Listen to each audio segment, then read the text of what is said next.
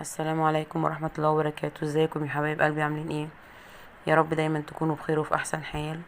كل سنة وانتم طيبين بمناسبة عيد الاضحى المبارك. ربنا يجعله عيد سعيد عليكم بالخير واليمن والبركات، ويملى بيوتكم كلها فرحة وخير وهنا وسعادة. قبل ما نبتدي بقى الفيديو بتاعنا الجميل دوت، ما ننساش بقى نشترك في القناة وفعل الجرس عشان خاطر يوصلكم مني كل جديد. ولو عجبكم الفيديو ياريت تشيروه لأكبر حد، وتقولوا لي رأيكم في الكومنتات، وكل واحد يقول لي بيعمل طريقة الفتة بتاعته ازاي. انا بعملها، كل واحد ليه طريقة بيعملها بيها. انا بعملها بطريقة وانتي بتعمليها بطريقة، وكل واحد بيعملها بطريقة. فيا رب كده الطريقة بتاعتي تعجبكم وتفيدكم وافيدكم ولو معلومة واحدة. يلا بينا بقى نشوف هنعمل الفتة الجميلة دي ازاي. بس قبل ما نبتدي الفيديو بتاعنا، اللهم صل وسلم وبارك على سيدنا محمد وعلى اهله واصحابه اجمعين.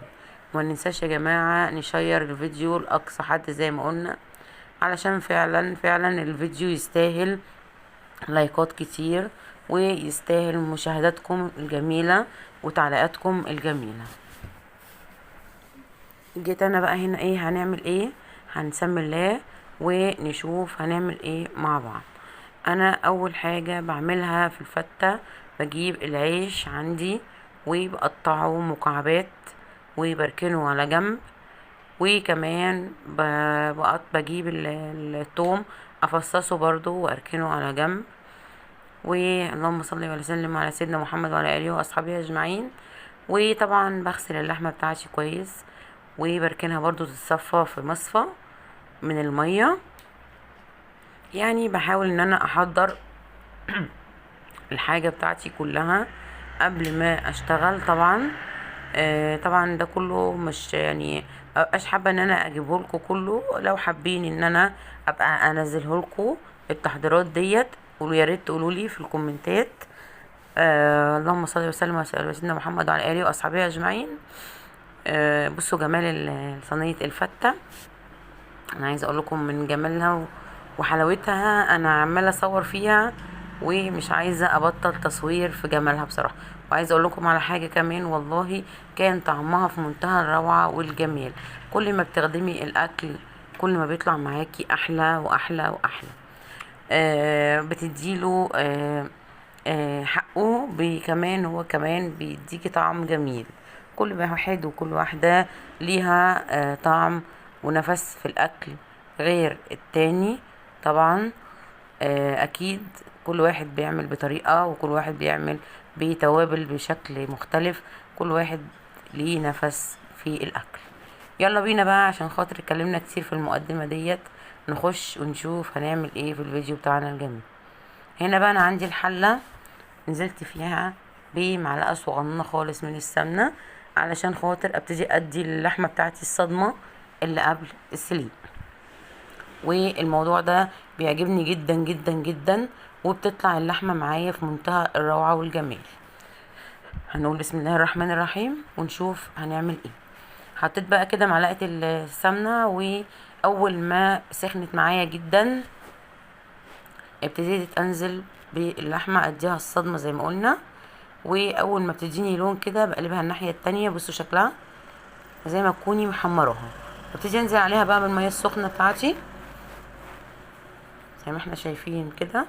وابتدي ان انا اقلبها، وهنزل عليها بالبصلة والطماطمايه يعني في المية في الشوربة بتاعتي. كمان هننزل بالتوابل بتاعتنا اللي هي عبارة عن ايه؟ السبع بهارات والفلفل الاسمر. انا عايزه اقول لكم على حاجه، والله الحاجات دي بتدي للشوربه طعم ونكهه جميله، بس بشرط انك تبقي عاملاها عند العطار طحناها يطحنها لك وانتي واقفه كده. خلاص خلصنا اللحمه وحطيناها على نار هاديه بعد ما غليت غلوتين وغطينا عليها. هنا بقى ادي العيش اللي انا قلت لكم انا قطعته على جنب مربعات زي ما احنا شايفين. ابتديت ان انا اجيب الطاسه واحمره. لا مش هحمره في الصينيه زي كالعاده، لا هنعمله بطريقه جديده. هنحمره كده اهو زي ما نكون بنحمر بطاطس. وهركنه بقى طبعا على جنب. وهنا عندي معلقه من السمنه صغيره. وطبعا دقيت الثوم عندي هبتدي بقى ان انا اول ما يسخن معايا السمنه انزل بالثوم واشوحه. وطبعا هبقى مجهزه على جنب الخل اللي بيدي للفتة طعم وريحة، وبيوديها في حتة تانية خالص. بصوا اداني اللون الجميل ده بقى كده. ابتديت ان انا انزل بالخل اهو، طشيته. عايزه اقول لكم ريحة تجوع فعلا. ابتدي بقى انزل بالصلصة بتاعتي اهوت اللي انا مصلصاها، وازودها بقى مية واسيبها تغلي براحتها. لو انتي لسه ضربة الطماطم هتحطيها عليها برضو وتسيبيها لحد ما تتقل براحتها. عندي بقى هنا مكعب من الماجي، وكمان الملح حسب الرغبة، والفلفل الاسمر والكمون. وهنزل بده كله على الصلصة بتاعتي، وهسيبها بقى تغلي. وكمان هضيف عليها نص معلقة صغيرة من البابريكا وهسيبها بقى تغلي براحتها. ويلا بينا بقى نروح على الرز. بحط بقى السمنة والزيت عندي زي ما انتم شايفين، وبعد كده بكون غاسله الرز كويس ومصفياه، وبضيفه بقى عليهم وابتدي اشوحه كده تشويحتين عشان يديني طعم حلو. اول ما اتاكد ان الادام بتاعي او الماده الدهنيه يعني دخلت فيه كل حبايه من الرز زي ما انتم شايفين كده، ببتدي ان انا اضيف له الميه، وما بطولش في التشويح علشان خاطر يطلع لونه ابيض وجميل كده. تمام. طيب في ناس بتقول ان الرز ما بيطلعش معاهم ابيض، ايه السر؟ انا عايزه اقول لكم ان سر الرز اللي بيطلع ابيض دوت وجميل هو ايه؟ نص فص ليمون. بتعصري نص فص ليمونه على الرز بعد ما تقلبيه، وتحطي الملح والمحياء بتاعه كله والميه، وتحطي عليها نص ليمونه، بتطلع معاكي الرز ابيض وفي منتهى الروعه. سبت بقى الرز يتشرب معايا. اول ما اتشرب هديت عليه خالص لحد ما استوى. هنا بقى كنت انا حطيت على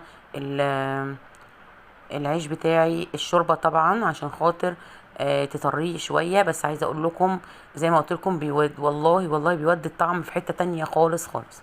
حطيت بقى بوله زي ما انتم شايفين كده في النص، وابتديت ان انا اضيف الرز عليها والصلصه زي ما انتم شايفين كده وجمالها. وبعد كده حطيت البوله في وسط الصينيه حطيت فيها الصلصه، شكل جديد وتغيير وطعم جديد. كمان عايزه اقول لكم ان انا خدت نص معلقه من الثوم، قلبته على ال العيش، وانا بحط عليه الشوربه، بيدي طعم وريحه جميله جدا جدا جدا.